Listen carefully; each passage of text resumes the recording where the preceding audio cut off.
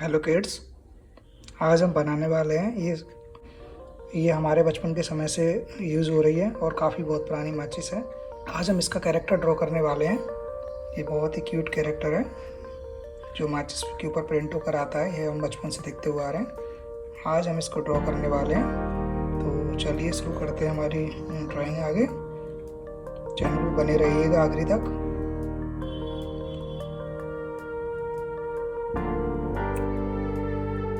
जैसा कि आप देख सकते हो हमने इसको ड्रॉ कर लिया है। आगे हम इसको कलर करेंगे। हम आगे इसको स्केच कलर से ड्रॉ करेंगे, कलर करेंगे। चलिए शुरू कर दे ड्राइंग।